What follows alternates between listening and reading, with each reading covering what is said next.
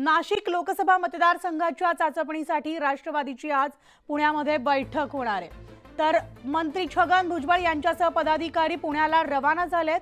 छगन भुजबळ समर्थकांकडून आज पुण्यात शक्ती प्रदर्शन करण्याची तयारी सुरू आहे। तर भुजबळ यांच्यासह सगळे पदाधिकारी या बैठकीला उपस्थित राहणार आहेत। आताची आपण सगळ्यात महत्त्वाची ब्रेकिंग बातमी पाहतोय आणि याविषयी आपण सविस्तर अपडेट जाणून घेणार आहोत। आमचे प्रतिनिधी लक्ष्मण घाटोळ आपल्या सोबत आहेत। थेट लक्ष्मणकडे जाऊयात। गुड मॉर्निंग लक्ष्मण, आपण पाहतोय पुण्यामध्ये खरं तर नाशिक लोकसभा मतदारसंघाच्या चाचपणीसाठी राष्ट्रवादीची बैठक बोलावण्यात आली आहे।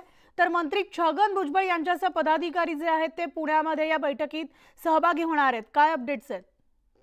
मनाली, नाशिकमधून छगन भुजबळ यांचे कार्यकर्ते आणि स्वतः छगन भुजबळ पुढच्या काही वेळामध्ये पुण्याच्या दिशेने रवाना होणार आहे। खरं तर साताऱ्याच्या बदल्यामध्ये नाशिकची जी जागा आहे ती राष्ट्रवादी काँग्रेस पक्षाला देण्याबाबतचा निर्णय जो आहे तो वरिष्ठ पातळीवर घेण्यात आल्याची माहिती सूत्रांकडून प्राप्त झाली आणि त्या स्वरूपाच्या हालचाली देखील गेल्या 4 दिवसांपासून नाशिकमध्ये छगन भुजबळ यांच्या समर्थकांमध्ये पाहायला मिळत आहे। छगन भुजबळांकडून आता कार्यकर्त्यांची जमवाजमव जी आहे ती केली जाते। जुने जाणते जे कार्यकर्ते आहेत त्यांना जवळ केलं जातं आणि या सगळ्या परिस्थितीमुळे एक चित्र स्पष्ट आहे की नाशिक लोकसभा मतदारसंघातून ही जागा जी आहे ती राष्ट्रवादी काँग्रेस पक्षाचे नेते जे आहेत छगन भुजबळ हे स्वतः लढवणार असल्याची देखील माहिती आहे आणि त्या सगळ्याच्या अनुषंगाने पुढच्या काही वेळामध्ये छगन भुजबळ आणि त्यांचे समता परिषदेचे जे कार्यकर्ते आहेत ते नाशिकवरून पुण्याच्या बैठकीला जाणार आहे। अजित पवार यांनी ही बैठक बोलावलेली आहे आणि या बैठकीमध्ये शिवसेनेची नाशिकमध्ये कशी मदत होईल, भाजपची कशी मदत होईल आणि मनसेचा फॅक्टर नेमका नाशिकमध्ये कसा असणार आहे या सगळ्याच्या बाबत खलबतं जी आहे ती त्या बैठकीमध्ये होणार आहे अशा प्रकारची माहिती आहे। आणि त्यासाठीच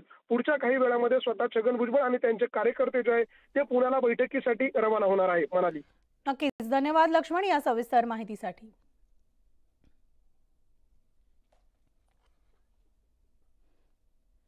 आणि आता पाहूयात राज्यातल्या देशभरात